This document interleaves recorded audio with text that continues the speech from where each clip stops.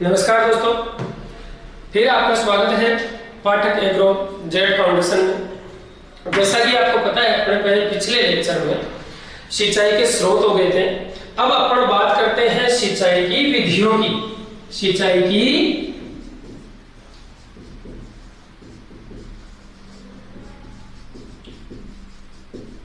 विधि, ये भी बहुत अच्छा टॉपिक है, समझने वाला टॉपिक है, बहुत ही सिंपल है। क्योंकि ये जो आम जीवन में ऐसे काम अपन करते रहते हैं, क्योंकि किसान परिवार से आते हैं, तो इतनी हार्ड नहीं होती ये चीजें, बहुत सिंपल है। थोड़ा बहुत इनमें ध्यान देना है। तो देखो, सिंचाई की विधियां, सबसे पहले बात करते हैं ये होती कितने प्रकार की है। सिंचाई की विधियां होती कितने प्रकार की हैं? तो देखो, सिंचाई की विधियां होती है सबसे पहले पृष्ठीय विधियां। कौन सी? पृष्ठीय विधियां, मतलब जिन विधियों से सिंचाई धरातल के ऊपर की जाए, है ना। स्रोत भी वही होंगे, ऊपर की ऊपर ही चलता जाए। जैसे आपकी क्यारी विधि है, सीमांत बॉर्डर है, प्रवाह विधि है, थाला है, रिंग है, ये सारी की सारी किस्में आती है पृष्ठीय विधियों में। दूसरी विधियां अधोपृष्ठीय, अधोपृष्ठीय, ये विधियां उन क्षेत्रों में अपनाई जाती है जिन क्षेत्रों की अवमृदा कठोर होती है, उन क्षेत्रों में ये विधियां काम में ली जाती है। तीसरी विधियां फव्वारा और चौथी ड्रिप, ये होती है सिंचाई की विधियां।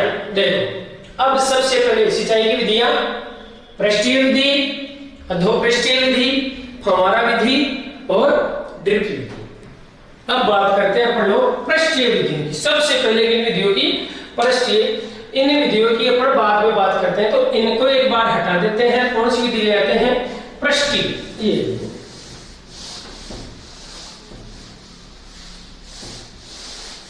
कौन सी विधि ले आए? पर सबसे पहले सिंचाई की विधियों में पृष्ठीय विधियां, इनके बारे में मैं लिखता हूं, इनको भी एक बार मैं डिवाइड कर देता हूं, कौन कौन सी ये हो सकती है। देखो, सबसे पहली विधि माने तो प्रवाह विधि। प्रवाह विधि किसका उदाहरण? ये पृष्ठीय विधि। पृष्ठीय विधि का है प्रवाह विधि। दूसरी बात करें अपन क्यारी विधि, ठीक है। तीसरी बात करें सीमांत बॉर्डर, सीमांत बॉर्डर या सीमांत पट्टी। फिर बात करें पर थाला विधि, और इस थाला को अपन द्रोण विधि भी कह सकते हैं, द्रोण विधि। फिर बात करें अपन पृष्ठीय की, तो रिंग विधि।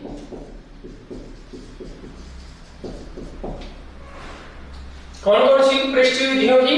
प्रवाह विधि, क्यारी विधि, सीमांत बॉर्डर विधि, थाला विधि या द्रोण विधि और रिंग विधि। ठीक है, देखो सबसे पहले प्रवाह विधि की बात करते हैं। प्रवाह विधि, देखो ये विधि किन फसलों के लाभदायक है? ये विधि पहली बात तो उन क्षेत्रों में अपनाई जाएगी जिन क्षेत्रों में जल सस्ता हो और बहुत ज्यादा मात्रा में हो। पहली बात, प्रवाह विधि किन क्षेत्रों में अपनाई जाती है? जिन क्षेत्रों में जल क्या हो? सस्ता, और जल की मात्रा क्या हो? अधिक। कह सकते हैं जिन क्षेत्रों में नहरों से सिंचाई की जाती है, जिन क्षेत्रों में नहरों से सिंचाई की जाती है, उन क्षेत्रों में प्रवाह विधि काम में ली जाती है। देखो, प्रवाह विधि इसके अंदर भूमि के बहुत बड़े भाग को एक साथ भूमि के बहुत बड़े भाग पर एक साथ पानी छोड़ा जाता है। समझ में? प्रवाह विधि मतलब भूमि का बहुत बड़ा भाग होगा जिस पर क्या छोड़ा जाएगा, एक साथ जल को छोड़ा जाएगा। बस कंडीशन ये रहती है कि उस जो भूमि का जो भाग है उसका ढलान ऊपर से थोड़ा नीचे की तरफ होना चाहिए ताकि पानी का समान रूप से वितरण हो सके। समझ में? इस विधि से किन क्षेत्रों में करते हैं? बहुत बड़े भूभाग पर एक साथ जल छोड़ते हैं।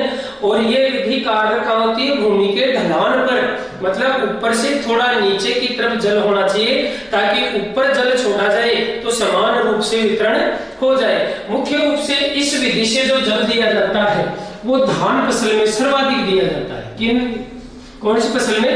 धान की फसल में सर्वाधिक जो जल दिया जाता है वो किस विधि से दिया जाता है? प्रवाह विधि से दिया जाता है। इसके अलावा गन्ना में भी इस विधि से क्या दिया जाता है?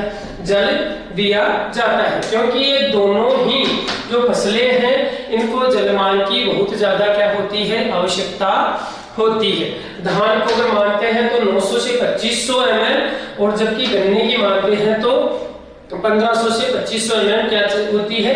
जलमांग होती है। इसलिए प्रवाह विधि का उपयोग इनमें करते हैं। अब इस प्रवाह विधि का सबसे बड़ा जो नुकसान है वह नुकसान यूं ऐसा मानते हैं, जल की मात्रा क्या होती है? एक साथ बहुत ज्यादा जाती है, इसलिए जो भूमि है अम्लीय बनने की समस्या होती है। इन क्षेत्रों में भूमि की अम्लीय बनने की समस्या होती है।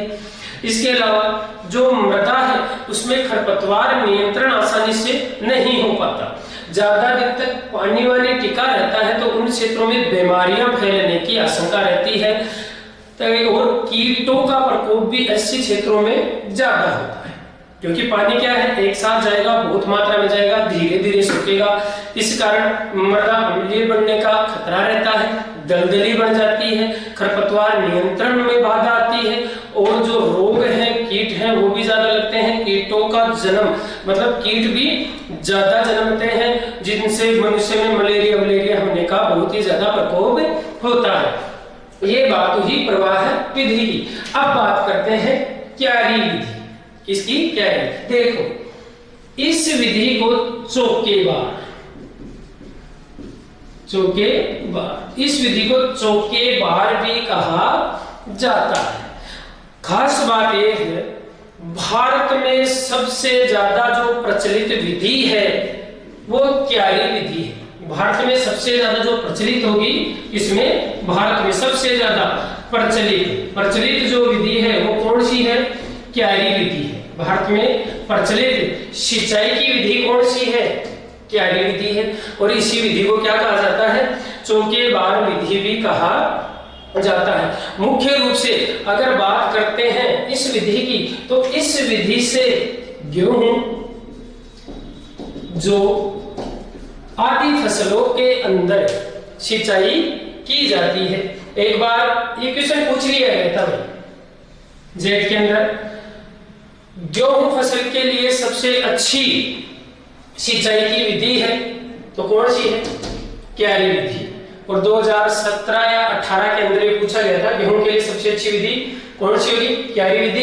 इस विधि को चौकेबार विधि के नाम से जाना जाता है। भारत के अंदर सबसे प्रचलित सिंचाई की विधियों में से है गेहूं और जौ के अंदर इससे क्या की जाती है? सर्वाधिक सिंचाई की जाती है। ठीक है, अब देखो इसकी भी एक हानि है, क्यारी विधि की भी एक हानि है, सुनना।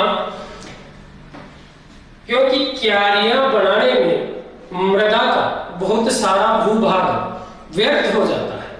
क्यारियां और उसकी मुख्य नालियां बनाने के अंदर क्या हो जाता है? मृदा का बहुत सारा भूभाग व्यर्थ हो जाता है। ये इस विधि की क्या है? हानि है। ये आप एक बात तो याद रखना, जो पृष्ठीय विधियां हैं, पृष्ठीय जितनी भी विधियां हैं, इनके अंदर जल का ह्रास दर है या नुकसान जो जल का होता है वो सबसे ज्यादा होता है, जबकि पृष्ठीय विधियों की जो जल उपयोग दक्षता है वो सबसे कम होती है। जल उपयोग दक्षता तो पृष्ठीय विधियों की क्या होगी? कम, और जो जल का नुकसान होगा वो क्या होगा? ज्यादा इन पृष्ठीय विधियों। अब देखो ये आ गई आपकी सीमांत बॉर्डर विधि, नाम है सीमांत बॉर्डर विधि। ये विधि इस प्रवाह विधि का संशोधित रूप है। इस प्रवाह विधि को पल्लावी की भी बोल सकते हो। पल्लावित विधि। प्रवाह विधि को और क्या बोल सकते हो? पल्लावित। सीमांत बॉर्डर जो विधि है, ये विधि इसी प्रवाह विधि का संशोधित रूप है। इसके अंदर बहुत बड़ा भूभाग एक साथ होता था, लेकिन इसके अंदर क्या होता था? प्रवाह विधि में जैसे ये क्षेत्रफल बहुत बड़ा है, इसको एक साथ यहाँ से जल छोड़ा जाता था इसके अंदर, ठीक है, एक साथ क्या छोड़ा जाता था? जल। लेकिन ये सीमांत बॉर्डर है। सीमांत बॉर्डर मतलब बॉर्डर का मतलब क्या होगा? एक सीमा, और सीमा भी क्या होगी? सीमांत होगी, एकदम फिक्स। तो इसके अंदर क्या होता है तो प्रवाह विधि की तरह, लेकिन किसी क्षेत्रफल का जो लंबाई है वो निर्धारित नहीं होती, चौड़ाई निर्धारित होती है। लंबाई निर्धारित नहीं होती, चौड़ाई क्या होती है? निर्धारित होती है। जैसे ये प्रवाह विधि थी, इसके अंदर इतने बड़े भूभाग को कर रहे थे, सीमांत में क्या करेंगे? इसकी लंबाई छोड़ दीजिए, ये चौड़ाई हो गई 1 2 3 ऐसे बढ़ी, मतलब इसकी चौड़ाई निर्धारित की जाती है। ये विधि भी जैसे धान है आपका, गन्ना है, ऐसी फसलों के अंदर प्रयोग में लाई जाती है और किसका संशोधित रूप है? प्रवाह विधि का ही संशोधित रूप मानी जाती है। अब बात करते हैं बड़ा थाला विधि या द्रोण विधि। जैसे इसका डायग्राम थाला विधि का बनाते हैं तो ऐसे बनता है, ये डायग्राम हो गया थाला विधि का। ये कौन सी थाला विधि है? इसमें पौधों पर लगाते हैं इसको, और जल को एक नाली से छोड़ा जाता है जो इन सब पौधों के अंदर फैल जाता है। अब देखो ना, इसमें आपको एक कहानी दिखाई दे रही होगी। पहली बात तो थाला विधि के फसलों के अंदर उपयोगी है, तो सीधी सी बात फल वृक्षों किनमें? फल वृक्षों हेतु यह विधि अपनाई जाती है। अब देखो डायग्राम देखो, एक सिरे से छूट रहा है और बह रहा है पानी थाला विधि के अंदर, तो इसके अंदर नुकसान है। इस पौधे के अंदर जो भी रोग कीट होंगे वो यहाँ से बहकर गले में चले जाएंगे। दूसरी बात, जो यह पौधा है इसके जो पोषक तत्व भी है वो पहले पौधे से कहाँ जा रहे हैं? अंतिम पौधे में चले जाते हैं। इसलिए यह विधि उतनी कारगर नहीं मानी जाती। हालांकि इस विधि से फल वृक्षों के अंदर सिंचाई की जाती है। इसका दूसरा नाम द्रोण विधि भी कहा जाता है। अब देखो रिंग विधि, कौन सी विधि? रिंग विधि। रिंग विधि नाम है इसका, मतलब देखो रिंग बढ़ता है ऐसे, ये लो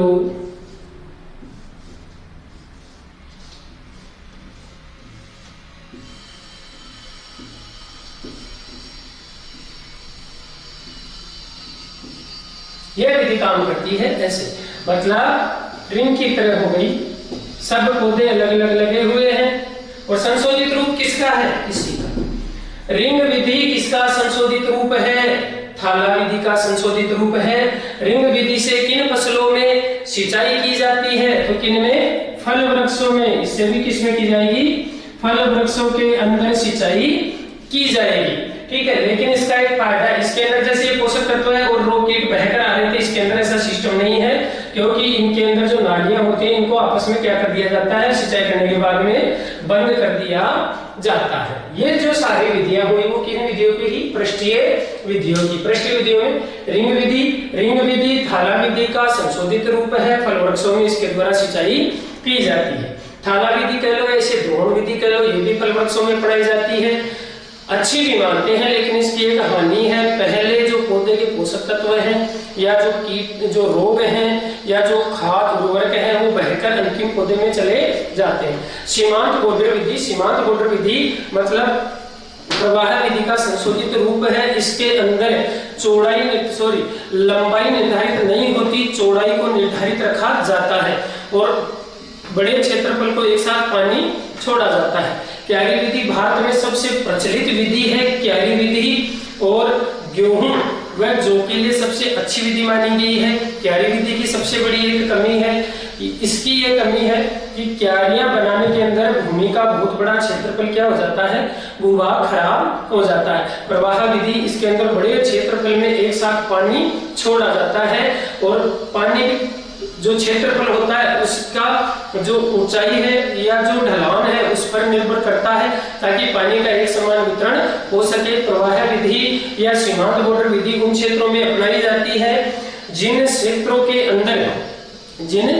अंदर जल सस्ता होता है और बहुत ज्यादा मात्रा में होता है।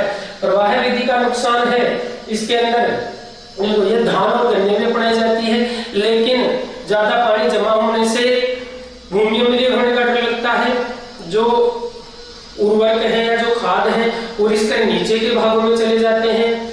एक जगह जमा होने से कीचड़ बन जाता है, जिससे खूब सारे जो वायरस बैक्टीरिया है, आपके कीट हैं, पतंगे हैं, उनके वो उत्पन्न हो जाते हैं, जिससे मनुष्य के अंदर भी बीमारियां फैलने का डर लगा रहता है। खरपतवार नियंत्रण में क्या आती है, परेशानियां आती है। ये किसकी विधियां हुई, पृष्ठीय विधियां।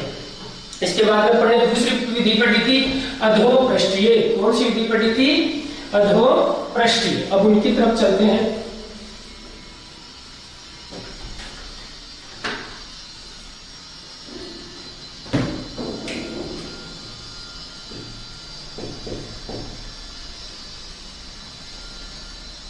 अधोपृष्ठीय विधि देखो,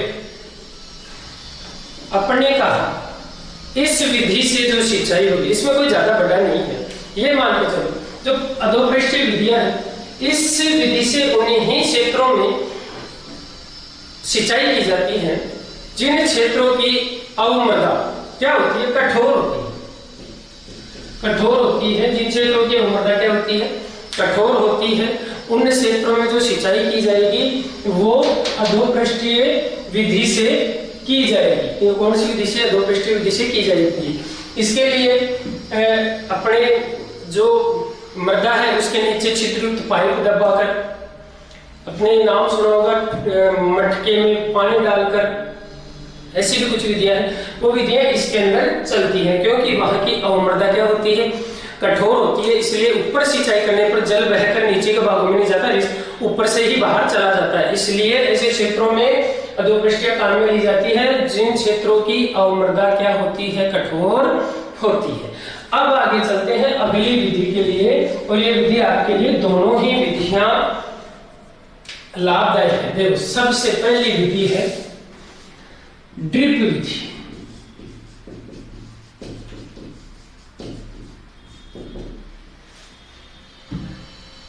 इस विधि में से बहुत सारे एग्जामों में क्वेश्चन पूछे गए हैं, चाहे वो जेट हो, कृषि पर्यवेक्षक हो, सहायक कृषि अधिकारी हो या कृषि अधिकारी हो, इसके अंदर से क्वेश्चन पूछे जाते हैं। जैसे ड्रिप विधि, क्या इसको बूंद बूंद भी कहते हैं, बूंद बूंद, टपकेदार भी इसको कह सकते हैं। सबसे पहली बात, इसका जो विकास हुआ है, इस विधि का विकास वो हुआ है इजराइल से। इस विधि का विकास इजराइल से हुआ है, और जिसने इस विधि को बढ़ाया है, मतलब वैज्ञानिक, इस विधि को बढ़ाने वाला वैज्ञानिक, वो है सिमका ब्लास। सिमका ब्लास नामक वैज्ञानिक ने ड्रिप विधि को बनाया है। अब बात करते हैं भारत की। भारत के अंदर सर्वप्रथम यह विधि 1970 के समथिंग आई थी। भारत के अंदर यह विधि कब आई थी, 1970 के अंदर आई थी। तीसरी बात देखो ना, जो ड्रिप विधि है, इससे जो सिंचाई की जाएगी वो फल वृक्ष भी है, सब्जियां भी हैं। लेकिन क्वेश्चन पूछा गया था फल वृक्षों हेतु सबसे अच्छी विधि है, तो उसके अंदर ड्रिप विधि मानी थी। तो ड्रिप विधि कौन सी फसलों के लिए सबसे अच्छी है, तो फल वृक्षों के लिए। सबसे पहले फल वृक्ष, तो यह विधि सबसे अच्छी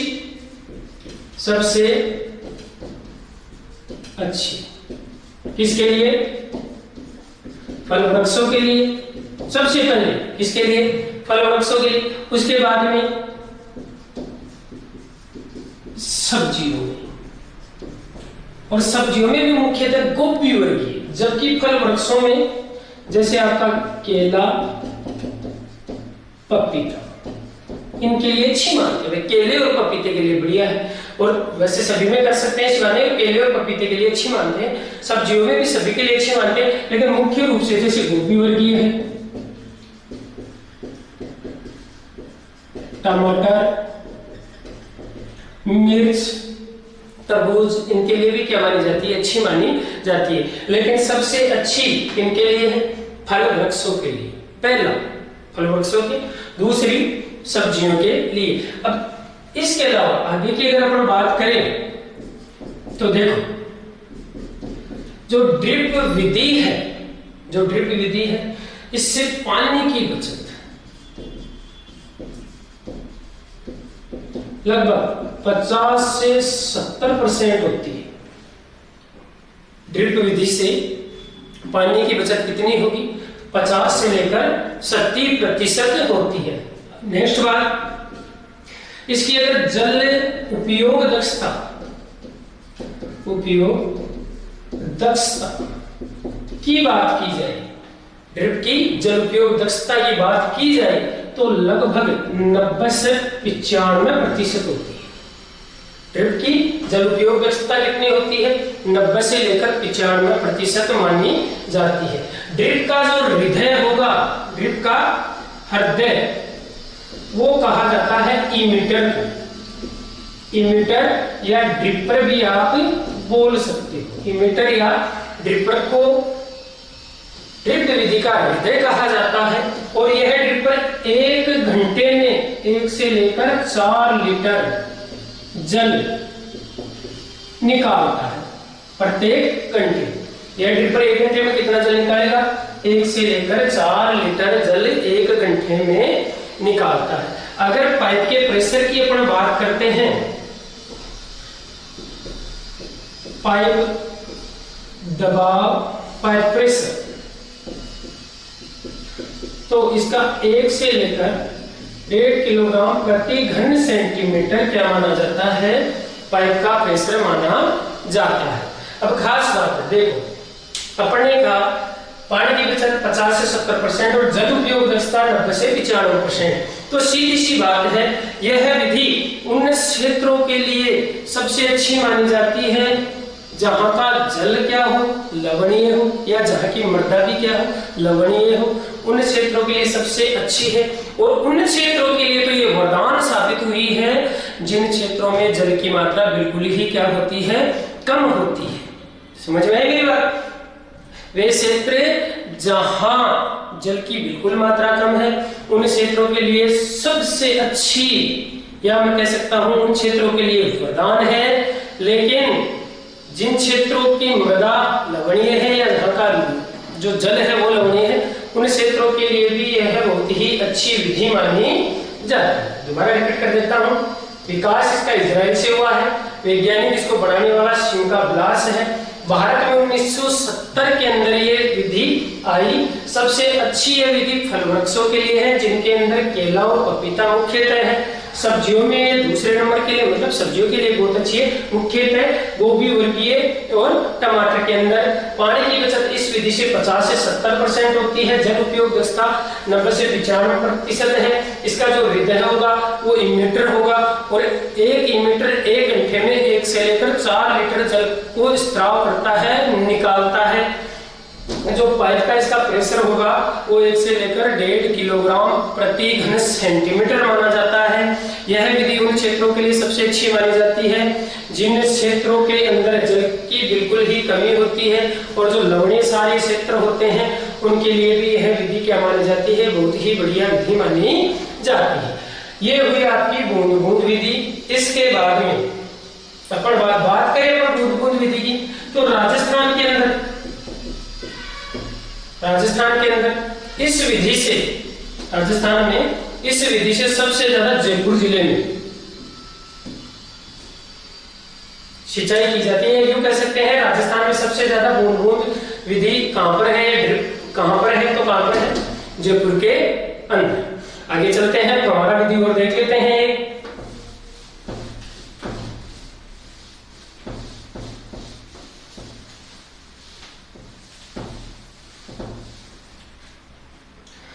नेक्स्ट विधि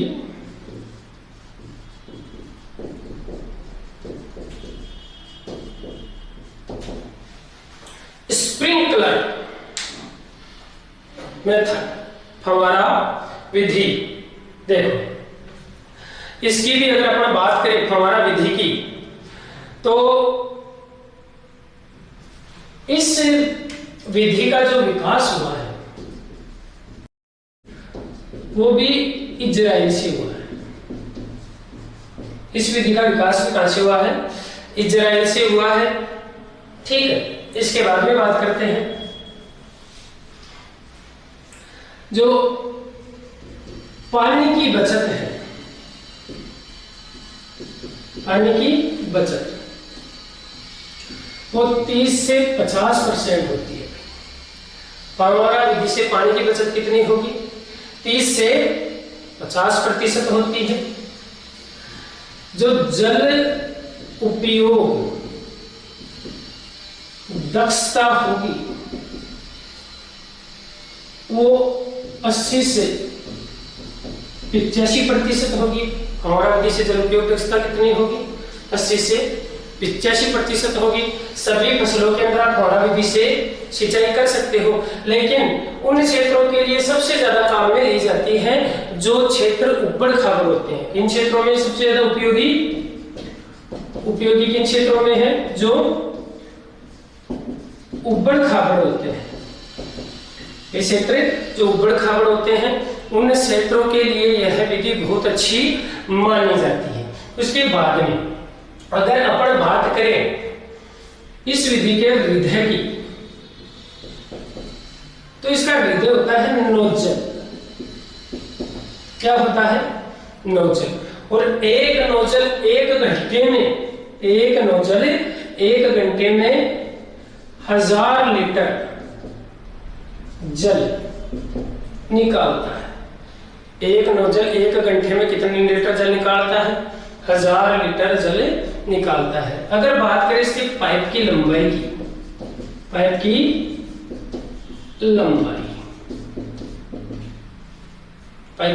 लंबाई की, तो इसका पाइप होगा वो 6 मीटर का होगा। 6 मीटर या 20 फीट। 6 मीटर या 20 फीट होता है। एक फव्वारे का पाइप कितना लंबा होता है? 6 मीटर का या 20 फीट का। अगर बात करें अपन इसके राइजर पाइप की,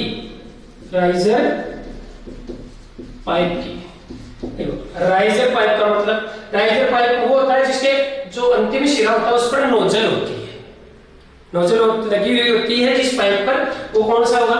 राइजर पाइप होगा। और इस राइजर पाइप की जो लंबाई होगी वो 3 फीट होगी। इस राइजर पाइप की जो लंबाई होगी वो कितनी फीट मानी जाएगी? 3 फीट मानी जाती है। आगे बात करते हैं अपन जो एक फव्वारे की जो लाइन होती है उससे दूसरे फव्वारे की जो लाइन होगी उनके बीच की आपसी दूरी। समझ रहे हो मेरी बात? खेत में एक लाइन ये है तो दूसरी जैसे अपन आगे रखते हैं तो यहां से लेकर कितनी दूरी पर जाएगी? वो दूरी ये होती है इसकी 12 मीटर। एक पाइप से दूसरे पाइप की दूरी या एक सेट से दूसरे सेट की दूरी कितनी होती है? 12 मीटर मानी जाती है। इसकी भी एक हानि है, ये विधि ऊबड़ खाबड़ क्षेत्रों में कारगर है, लेकिन वे क्षेत्र जहां पर जहां पर हवा तेज चलने लग जाती है उन क्षेत्रों में यह विधि एक समान वितरण नहीं कर पाती, एक ही तरफ वितरण करती है, दोनों तरफ वितरण नहीं करती। ठीक है, फव्वारा विधि इसको आप क्या कर सकते हो? स्प्रिंकलर विकास इसका भी इजराइल से हुआ है। पानी की बचत 30 से 50% है। जल उपयोग जो दक्षता होगी वो 80 से 85% होगी। जो उपयोगी क्षेत्र है वो ऊबड़ खाबड़ क्षेत्र होंगे। हृदय इसका नोजल होता है जो 1000 लीटर जल क्या करता है? 1 घंटे में बाहर निकालता है। पाइप की जो लंबाई होगी 6 मीटर या 20 फीट होगी। जो राइजर पाइप होगा उसकी लंबाई 3 फीट होगी। एक लाइन से दूसरी लाइन की जो दूरी होगी वो 12 मीटर होगी। हाँ, पाइप प्रेशर हो रहेगा इसका, पाइप प्रेशर। तो इसका जो पाइप प्रेशर माना जाता है वो 2.5 से लेकर 4.5 किलोग्राम प्रति घन सेंटीमीटर माना जाता है। 2.5 से लेकर 4.5 किलोग्राम प्रति घन सेंटीमीटर रखा जाता है, क्योंकि एक बार सुपरवाइजर 2013 के अंदर 2.5 किलोग्राम को सही माना गया था। अगर बात करते हैं फव्वारा विधि, सबसे ज्यादा राजस्थान में फव्वारा सेट कहाँ है? राजस्थान में सबसे ज्यादा फव्वारा सेट, तो सबसे ज्यादा जो फव्वारा सेट है वो अपने जिले झुंझुनू में है। कहां पर है? झुंझुनू के अंदर है। इसी के साथ में अपने सिंचाई की जो विधियां है वो कंप्लीट होती हैं। इसके बाद में अगले टॉपिक में अपन पढ़ेंगे सिंचाई के साथ। Thank you.